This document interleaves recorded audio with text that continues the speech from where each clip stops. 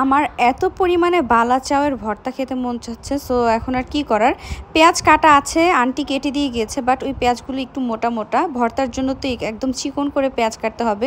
So পেঁয়াজ কাটতে গেলেই আমার অনেক বেশি চোখ জ্বলাপোড়া করে, এই জন্য আমি পদ্ধতি বের করেছি যে হেলমেট পরে পেঁয়াজ কাটবো।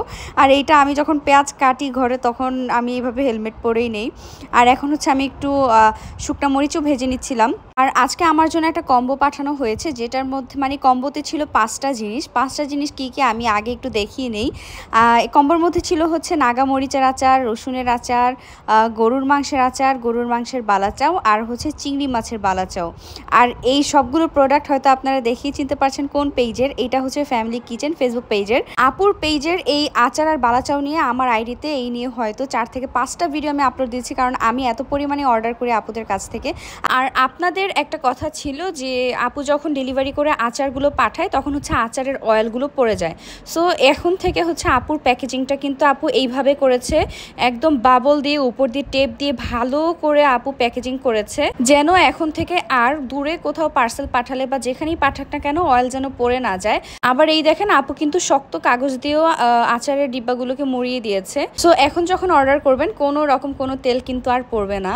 তো আমি এখন কথা বাদ দিই, আমি আগে একটু আচারগুলো দিয়ে ভাত খাই, কারণ আমি এখন ভর্তা বানাবো না। আম্মু আসলে আম্মু ভর্তা বানাবে, আম্মু অফিসে আছে। সো এই দেখেন আবার কিন্তু আপু ফয়েল পেপার দিয়েও মুখটাকে লাগিয়ে দিয়েছে। আমি ফার্স্টেই ট্রাই করব আপুর এই গরুর মাংসের আচার। ট্রাস্ট মি, আপুর হাতের আপুর পেজের এই গরুর মাংসের আচার আমার সবচেয়ে বেশি প্রিয়। আর বালাচাও, আমি এই গরুর মাংসের আচারটা দিয়ে আমার ভাত খেতে খুবই ভালো লাগে। আপুর এই গরুর মাংসের আচারের মধ্যে কিন্তু একদম গরুর মাংসের কোনো হাড্ডি ছাড়া, হাড্ডি সহ মাংস আপনারা পাবেন না, সব একদম পিওর সলিড মাংস পাবেন। আর এই আচারটা আমাদের ঘরের সবার খুবই পছন্দ। এই আচার কিন্তু খিচুড়ি দিয়ে খেতে বেশি মজা লাগে, আবার অর্ভি মাঝে মাঝে মুড়ি দিয়ে মাখিয়েও খায়। আর এখন আমি ট্রাই করব এই রসুনের আচার। রসুনের আচার শুনলেই আমার মনে হয় কি আমি মুড়ি দিয়ে বা খিচুড়ি দিয়ে খাই, বিকজ আম্মু ম্যাক্সিমাম টাইম এই আচারগুলো খিচুড়ি রান্না করে তারপরে খিচুড়ি দিয়ে খায়। আর এই রসুনের আচারের ভিতরে কিন্তু তোমরা আস্ত রসুন, তারপর আস্ত রসুনের পোয়া পাবে, কোনো ভাঙা রসুন তোমরা পাবে না। আর এই রসুনের আচারটা আমার বেশি ভালো লাগে, বাট বেশি ভালো লাগে ওই যে খিচুড়ি দিয়ে খেতে, কজ খিচুড়ির সাথে কিন্তু আচারটা বেশি ভালো লাগে। বাট ঘরের তরকারি যখন আমার আর ভালো লাগে না, তখনই আমি এই আচার ভর্তা দিয়ে ভাত খাওয়া শুরু করি।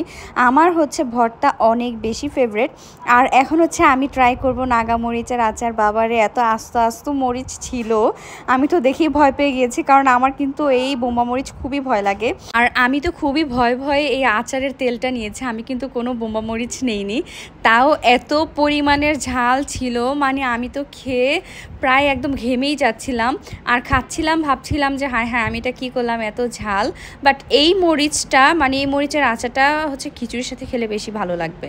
আর এখন আমার খাওয়া দাওয়া করতে করতে আম্মু এসে পড়েছিল। আর আম্মু বলছিল আমি বলছিলাম যে আম্মু ভর্তাগুলো একটু করে দাও। আপুর এই কম্বোতে ছিল কিন্তু 2টা বালাচাও, একটা চিংড়ি মাছের বালাচাও আর একটা গরুর মাংসের বালাচাও। গরুর মাংসের বালাচাওটা কিন্তু একদম ঝুরা গরুর মাংস ছিল, আর চিংড়ি মাছের বালাচাওয়ে ছিল একদম ভাজা চিংড়ি মাছ।